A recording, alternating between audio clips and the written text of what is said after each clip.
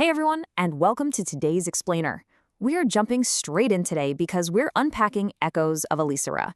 And let me tell you, this is easily one of the most absolutely stunning sci-fi narratives I have ever come across.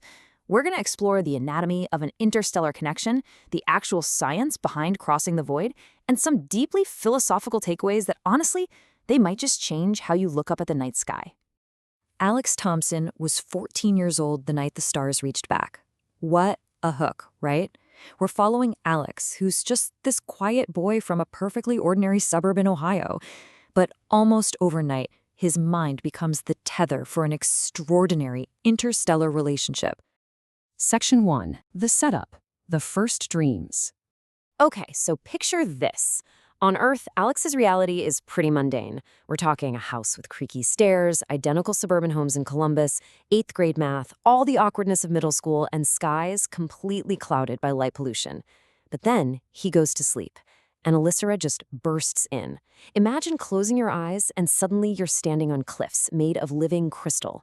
You're looking out over this ocean of violet water that moves in these deliberate, melodic waves, and the whole thing is illuminated by twin suns, one gold, one silver. The contrast between his quiet, kind of gray, earthly life and this incredibly vibrant, sensory-rich alien dreamscape is just breathtaking. It's right here, within this vivid landscape, that Alex makes his first contact with the Elysians. Now, these beings are stunning. They're tall, elegant, and their skin ships colors like oil on water. Plus, they have these graceful light tendrils extending from their shoulders. In that very first encounter, a word forms directly in Alex's mind, Kalthera. It translates to dream caller or star bridge seeker. So right away, we know this isn't just some random dream. This is a deliberate, telepathic connection initiated by a highly advanced species from across the galaxy. Now, this whole thing wasn't an overnight phenomenon. It's a journey. It starts at age 14 with those first contact dreams. But by 16, things get rough. The telepathic link starts straining, sometimes because of solar flares, sometimes just simple human exhaustion. And Alex starts getting these blinding, splitting migraines. It takes a real physical toll on his body, but he pushes through. And by 17, the connection deepens into fluid, complex communication. And all of this builds up to the ultimate climax at age 20, which is actual physical transport. He literally goes from bridging minds to bridging physical space. Section 2. Deepening the Star Bridge. To actually communicate, Alex had to learn the Elysian language, which is called Solari. And guys, this wasn't like taking high school Spanish. Solari is this deeply complex, highly emotional language. Meaning isn't just carried by words, it's pitch, rhythm, and the actual color patterns of those glowing light tendrils. It's wild. Alex literally kept a secret notebook hidden right under his mattress, filling the pages with frantic phonetic scribbles, desperately trying to master this harmonic communication so he could talk to his alien friends. Through Solari, Alex's primary contact, a warm-toned Elysian named Lirael, teaches him the word for what they share. It's Thalvin, the Star Bridge. The connection between minds across the void. And what I absolutely love about this concept is the beautiful exchange of information. Alex shared the simple, mundane joys of Earth, the roar of a baseball stadium, playing video games, the taste of chocolate. And in return, Lirael shared the ancient, peaceful history of Elysara. It's basically two entirely different scales of existence finding common ground in a shared dreamscape. By the time Alex hits 17, the Star Bridge expands. He doesn't just talk to Lirael anymore, he meets a whole diverse crew of minds. Lirael is definitely still his closest confidant, but then he meets Vyra, who's a scholar. Her tendrils literally flicker with complex mathematical patterns. He meets Thaler, an artist who creates sculptures based entirely on emotional resonance. And Cal, this energetic explorer who basically becomes like an older brother to Alex. They play games, share concepts of humor and music, and this incredible, unbreakable bond forms. But you have to wonder, out of billions of humans, why Alex?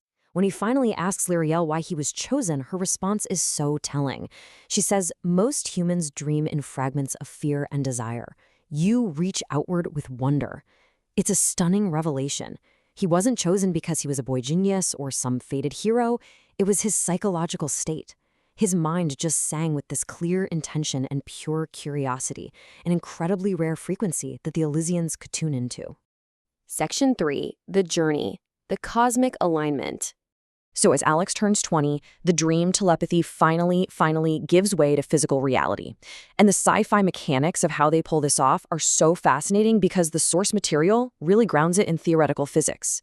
Step 1 requires a perfect cosmic string alignment. Once that extremely rare event lines up, step 2 is the descent of their ship. And we're not talking flying saucers, it's a sleek, living teardrop of organic opal and pearl that actually pulses with inner light. Then, step 3 is the propulsion. They fold space along those natural cosmic strings. This brilliant method minimizes time dilation, meaning a journey across an unnamed galaxy takes just a few Earth hours. Suddenly, the transport beam envelops Alex right out of his bed, and the next thing he knows, he opens his eyes inside the ship. And we get this immensely powerful moment. Lirael is standing right in front of him. Fully physical, she is nearly 7 feet tall, her skin a calm turquoise with shifting gold undertones.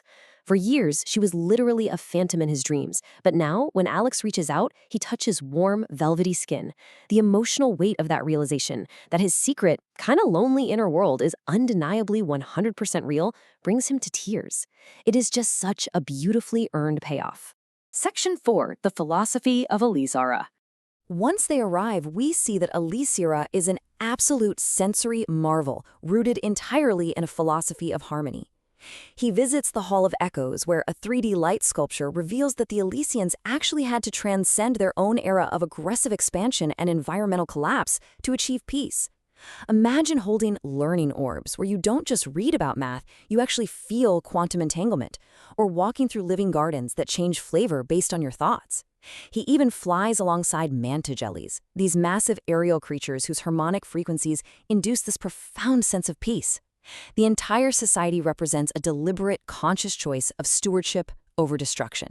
During the visit, Alex gets to speak with the ancient Elysian elders.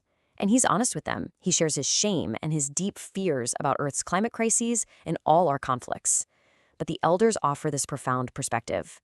They tell him, all were young once. Your species carries great fire. Guard it well. This is a massive commentary on our own reality. The Elysians don't look down on humanity. They recognize the dangerous, volatile, but also promising adolescence of our species. It frames Earth's current struggles not as a death sentence, but as this crucial, fiery stage of growth that we just have to manage carefully. Section 5. The takeaway. The eternal bridge. But as the cosmic string alignment weakens, it's time for Alex to return. He wakes up at dawn, back in his Ohio bedroom, but this time he has undeniable proof. There's a glowing vine bracelet on his wrist that's slowly fading, and a crystalline orb gifted by Lirael so they can maintain limited dream contact. This single experience totally transforms his life's trajectory. He immediately changes his college major to astrophysics and linguistics. He even begins writing quote-unquote fictional stories online about his experiences. And the best part? He gets praised for his incredible imagination by an audience who has literally no idea they are reading nonfiction. He learns to hide his profound truth in plain sight, quietly planting seeds of Elysian wisdom right into human academia. Alex's story is this beautiful reminder that while the universe is unimaginably vast, real connection is entirely possible, if we approach it with wonder rather than fear.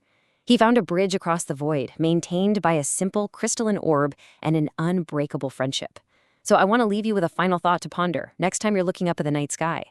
If humanity's mind was to be judged by the way it dreams, what would they see? And what would you do if the stars finally reached back? Thank you so much for joining me on this explainer. Keep learning, keep wondering, and I'll see you next time.